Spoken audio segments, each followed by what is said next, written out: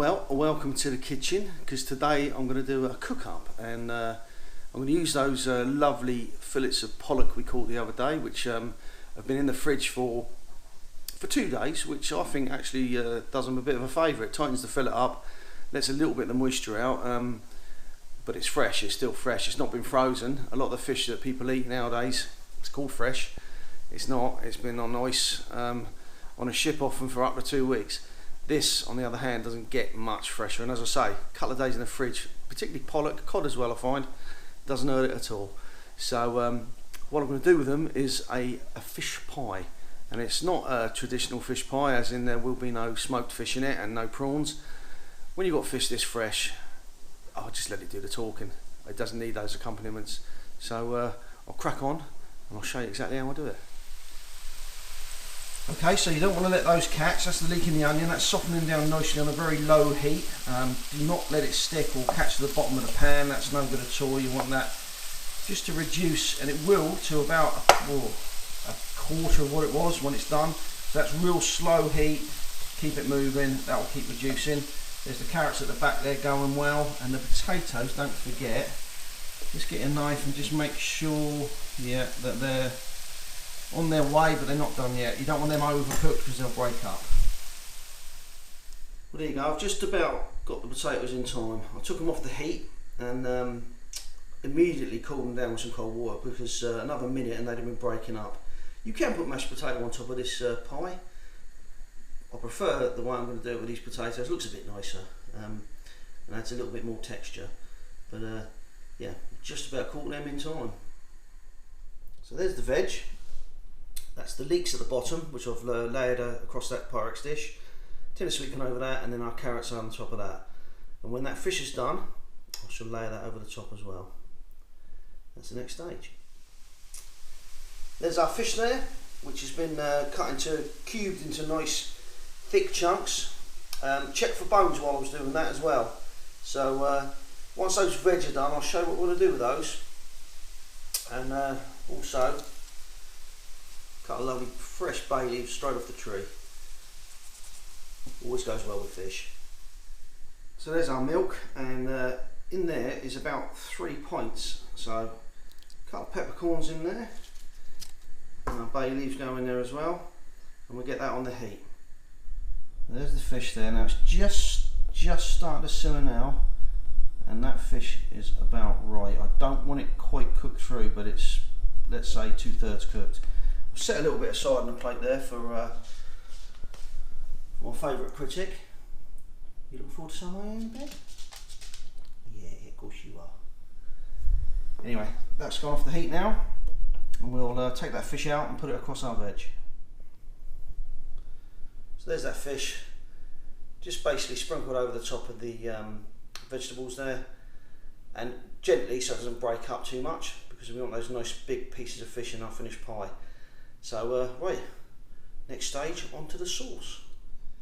So basically in there looks like a lot of butter, and it is quite a lot actually, but that's probably two big tablespoons of butter in there. And once that's melted down, what I'll add to that will be 2 big tablespoons of flour. So in fact I'll put them in now. So this is just plain flour. So 1, in fact I'll tell you what, let's call that not quite massive tablespoons, because a little flour goes a long way. And this is the important bit. Basically we're just going to move that around slowly on a gentle heat, melt all that butter, and just cook off that flour. If you don't cook that flour off, it goes very unpleasant and pithy, and just not very nice texture in the mouth, or taste for that matter. Uncooked flour is not a nice taste, so we just keep this moving. And everyone I know, really, this is just a roux, basic roux. So keep that moving. Now give that maybe 5 minutes just to cook that flour out. Now there's our milk that I set aside. That's the milk that the fish was poached in. And to that I'm going to add that, which doesn't look great at the moment, but I'll tell you what that is. It's just gone in there. That is a chicken stock cube and a teaspoon of French mustard, and I've basically used the the water from the carrots that I boiled, just to dissolve all that and stir it up, and that's added to the poaching milk. And I'll tell you what that does, that just gives it an extra little bit of flavour. That mustard's really important actually. If you don't like mustard, don't worry about it, still add it. I'm not a mustard fan, but in this dish, it just lifts that sauce a touch. And what else? I took all the peppercorns and bay leaves out of there. Sorry if I've already said that. I'm trying to do a few things at once. I'm keeping that roux moving, don't want it to burn. Who says men can't multitask, eh? And what I'll add to this, see, I don't add any salt because the chicken stock cube that's in there will be the seasoning, the salt seasoning if you like, so I don't need to add any more, but I will be grinding quite a bit of pepper into this sauce as it goes. Now the key here is, that is almost done. You can see that flour's gone darker now, which I'll turn that heat down a touch, which I'm going to. This time as well, I've whacked that oven on. Now, that's a hot oven actually, our oven, so I've got that on 180, and I want that oven nice and hot for when I put this pie in eventually. But for now, going back to the sauce, you've got to keep it moving. It is the key. Otherwise, if you don't and you add this liquid too quickly to that roux, it will go horrendously lumpy. So I'll show you that in a second. There you go, there's some of the poaching liquid added, and you just got to keep that moving, and that will quickly soak all that up, and it will just go like another lump of, here we go, starting to do it already, look, just taking all that liquid in immediately. Don't worry about that, that's what it's supposed to do. That's why you've got to have so much liquid, because you add that little by little, and you'll see in a moment that'll end up being a lovely smooth sauce. There you can see that sauce, keep it moving, and thins right out.